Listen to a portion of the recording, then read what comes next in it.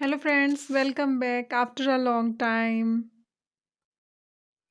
Hello friends, welcome to my YouTube channel study with Anjali Rathi. और आज का हमारा टॉपिक है, जैसे कि आप स्क्रीन पर देख रहे हैं, तो आज हम पढ़ेंगे संसदीय समितियां। तो सबसे पहले हमें ये पता होना चाहिए कि कोई भी समिति कब बनी, कैसे आई। तो संसदीय समिति का विकास कैसे हुआ। तो संसदीय समिति जो है 1919 में मॉन्टेग्यू चेम्सफोर्ड सुधार अधिनियम के द्वारा आई, और इसको एक लघु संसद भी कहा जाता है। इसका गठन संसद द्वारा अनुच्छेद 118 यानी कि 118 में किया गया। इसमें जो अनुच्छेद में 118 में है, तो आप प्लीज इसको याद रखें कि लघु संसद संसदीय समिति को कहा जाता है।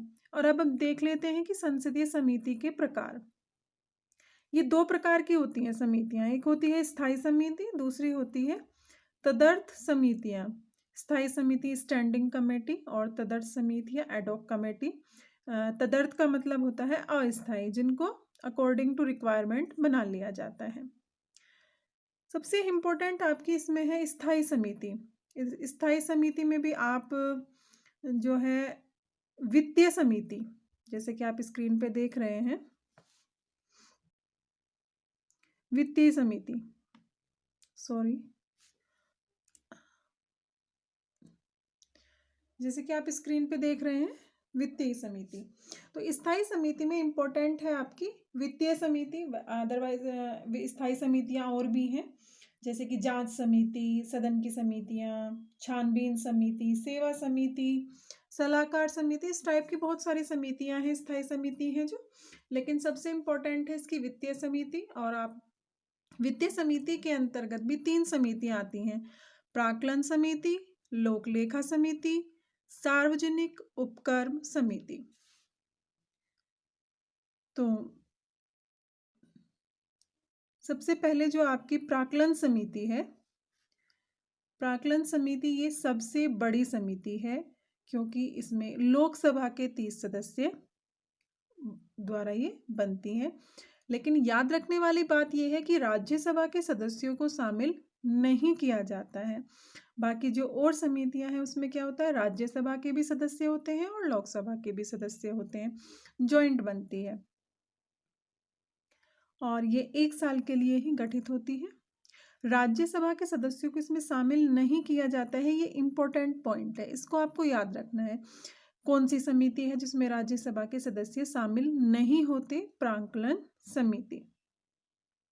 इसका गठन 1950 में हुआ था। वित्त मंत्री उस समय जॉन मथाई थे। ये सरकारी अपव्यय को रोकने की सिफारिश इसमें की जाती है, जो कि संचित निधि से जो धन अगर व्यय किया जा रहा है तो वो कहाँ हो रहा है, उसको जो है उस पर देखा जाता है। और ये इसको स्थायी मितव्ययिता समिति भी कहते हैं। मितव्ययी होता है जो धन को संभाल के खर्च करने वाले को मितव्ययी कहा जाता है। और प्राक्कलन समिति की जुड़वा बहन लोक लेखा समिति, जो कि इसी का हमने देखा है। वित्तीय समिति के 3 हैं, प्राक्कलन समिति और दूसरी है लोक लेखा समिति, जो इसी की जुड़वा बहन कहलाती है। ये भी क्वेश्चन अक्सर पेपर में आ जाता है कि प्राक्कलन समिति की जुड़वा बहन किसको कहा जाता है। नेक्स्ट है आपका इसका जो नंबर 3 है, ये सेकंड लोक लेखा समिति। तो लोक लेखा समिति हमने पीछे देखा, प्राक्कलन समिति में 30 सदस्य होते हैं, लोक लेखा समिति में 22 सदस्य होते हैं। इसमें 15 सदस्य लोकसभा के और 7 सदस्य राज्यसभा के होते हैं। समिति का जो अध्यक्ष है वो विपक्ष के सदस्य को बनाया जाता है। ये भी अपने आप में एक नोट करने वाला पॉइंट है कि किस समिति का अध्यक्ष विपक्ष का सदस्य होता है। तो आप इसको याद रखेंगे, लोक लेखा समिति का। लोक व्यय का परीक्षण कौन करता है? नियंत्रक एवं महालेखा परीक्षक, यानी कि CAG। नेक्स्ट आपका जो इसका 3rd पार्ट था, सार्वजनिक उपक्रम समिति। अच्छा, सबसे पहले हम CAG की फुल फॉर्म देख लेते हैं। ये है controller and auditor general of India.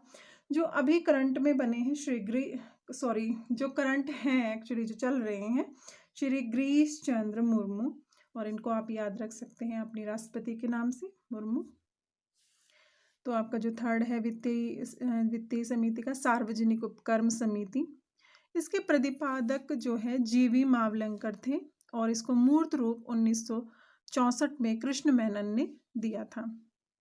इसमें सदस्य 22 होते हैं टोटल, 15 लोकसभा के और 7 राज्यसभा के। इसका अध्यक्ष लोकसभा का सदस्य होता है। इसके बाद जैसे कि हमने देखा कि समितियां 2 प्रकार की होती हैं, एक होती हैं स्थायी, दूसरी होती हैं तदर्थ। तो तदर्थ समिति, तदर्थ यानी कि अस्थायी, इसमें प्रवर यानी कि सिंगल और संयुक्त, sorry again it's a technical issue, okay guys, okay some problem of setting now. तदर्थ समिति, प्रवर या संयुक्त प्रवर समिति किसी विशिष्ट मामले की जांच के लिए इसको गठित किया जाता है। यानी कि इसमें जो है आपकी राज्यसभा और लोकसभा अलग अलग भी बना सकते हैं समिति इसमें, और जॉइंट करके भी बना सकते हैं। अगर वो अलग अलग बनाते हैं तो 30 सदस्य, और अगर जॉइंट करके बनाते हैं तो 45 सदस्य यानी कि 45 सदस्य होते हैं।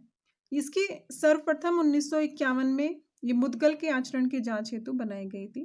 तो याद रखना है कि तदर्थ समिति सबसे पहले कब गठित की गई, तो 1951 में मुद्गल के आचरण की जांच हेतु। एक इम्पोर्टेंट आपकी है विभागीय समितियां, 1989 विभागीय समितियां 3 हैं, कृषि समिति, पर्यावरण एवं वन समिति, विज्ञान एवं प्रौद्योगिकी समिति। कौन सी समितियां विभागीय समिति के अंतर्गत आती हैं, तो आप याद रखिए कृषि, पर्यावरण, विज्ञान एवं प्रौद्योगिकी, ये जो है विभागीय समिति के अंतर्गत आती हैं। ये वित्तीय या अस्थायी इनके अंतर्गत नहीं आती। अब इसी से रिलेटेड कुछ महत्वपूर्ण प्रश्न है। लोक लेखा समिति अपनी रिपोर्ट किसे सौंपती है, तो वो है आपके लोकसभा अध्यक्ष को। नेक्स्ट है संसद की स्थायी समितियों में से सबसे बड़ी समिति प्राक्कलन समिति, और सरकारी अपव्यय को रोकने के लिए नियमों की सिफारिश कौन सी संसदीय समिति करती है, प्राक्कलन समिति। 2G स्पेक्ट्रम घोटाले की जांच हेतु गठित संयुक्त संसदीय समिति का अध्यक्ष PC चाको।